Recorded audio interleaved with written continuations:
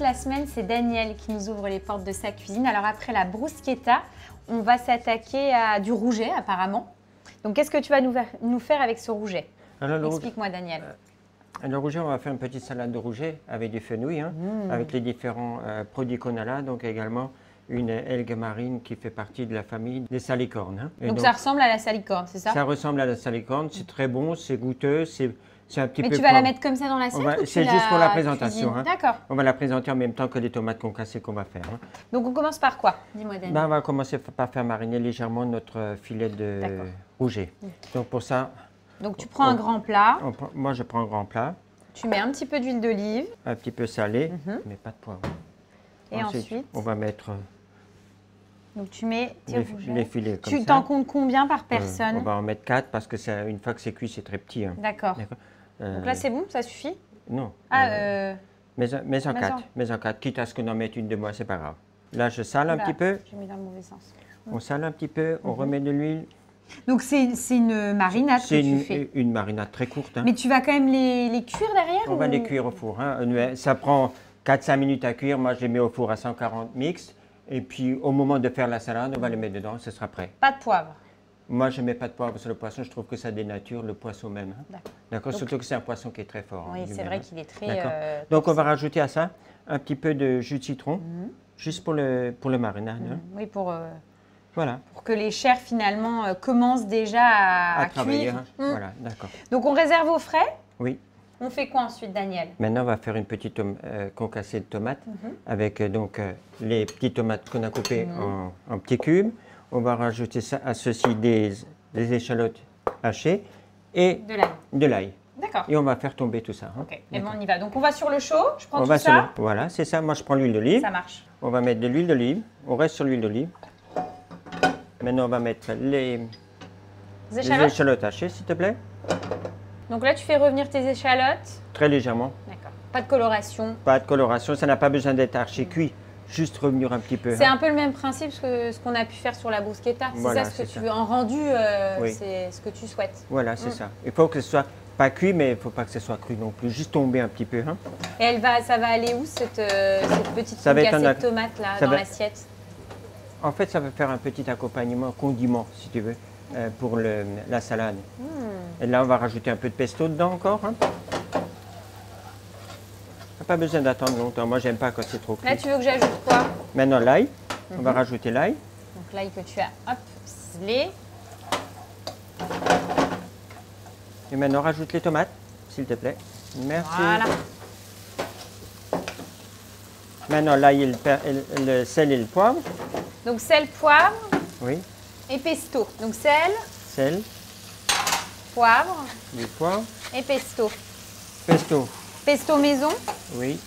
Donc, ton pesto, c'est quoi? Basilic, ail, pignon de pain. Voilà, c'est ça, et huile d'olive. Parmesan? Un petit peu de parmesan en dernier, ouais. Donc là, on rajoute ça pour donner le peps de la Provence, en fait. Hein, tu vois. C'est presque bon. Hein. Voilà, ce sera tout. C'est bon? C'est bon. Donc là, notre compotée, elle est prête. Elle est prête pour la finition. On fait quoi ensuite? Maintenant, on va faire la vinaigrette pour la salade de fenouil. Pour la salade de fenouil. On va faire la vinaigrette, on va couper le fenouil et l'histoire est presque réglée. Hein. Eh bien, écoute, on y va. Donc, on s'occupe du fenouil. Une mandoline, je te laisse couper. Oui. L'idée, c'est de faire quelque chose de très, très fin. Maintenant, on va d'abord regarder. En termes de taille, ça te va? Oui, c'est bon. Donc, tu vas le couper, tout simplement. On va le couper tout simplement. Et ensuite, on posera et on réalisera notre vinaigrette, c'est ça? C'est ça, oui. C'est encore une fois un plat qui va être rapidement fait, qui est goûteux, qui est bon. Ça sent tout de suite, le fenouil, c'est dingue, mais c'est vraiment quelque chose qui est très prononcé. Ouais, et qui a beaucoup de goût, qui est très tranché. Mais avec le rouget, ça va bien fonctionner parce que le rouget, c'est vraiment un poisson de caractère. Donc à côté, il faut vraiment quelque chose qui est aussi du caractère.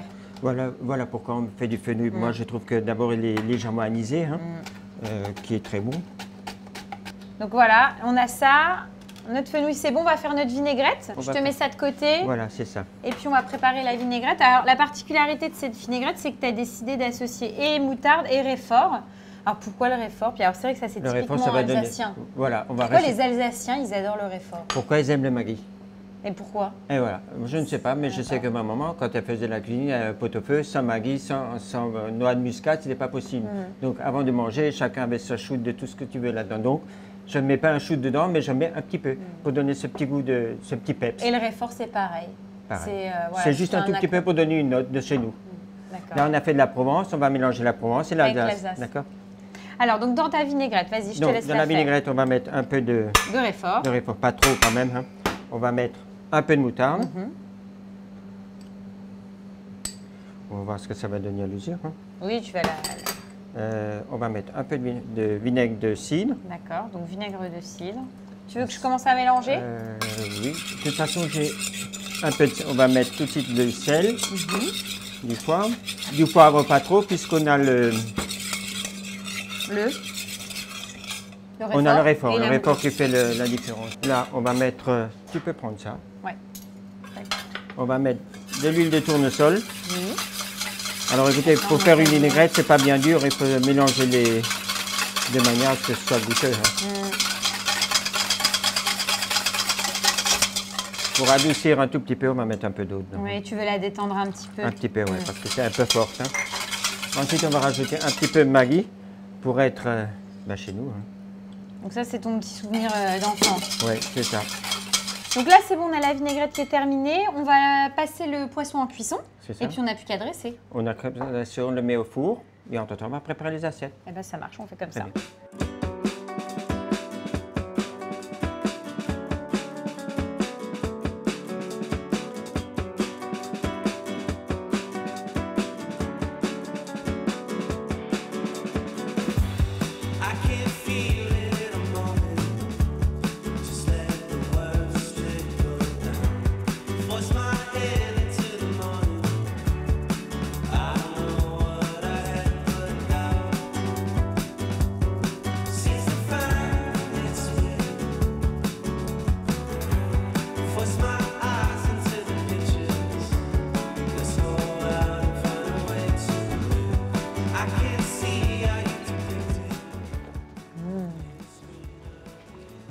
C'est très bon. Le rouget, c'est un poisson effectivement qui a du peps, voilà, qui est assez goûtu. Avec le fenouil, ça se marie très très bien. Et le fait de retrouver des amandes, tu as du petit croquant comme ça apporte vraiment quelque chose de sympa. Et la petite touche provençale avec le petit concassé de tomate, tout fonctionne. C'est très bon. C'est un plat qui est bon comme une petite entrée, mais on peut finir très bien avec des pommes à l'anglaise ou n'importe quel légume autour pour faire un plat principal. On rajoute deux petits filets en plus et voilà. Mais les amateurs de rouget sur cette recette-là, je pense, vous risquez de vous régaler. Merci beaucoup Daniel. On enchaîne avec quoi ensuite? Qu'est-ce que tu as prévu? On va faire un petit burger. On va faire un burger poisson avec un peu de légumes dedans, enfin quelque chose de sympa et très léger. Bon, eh bien super.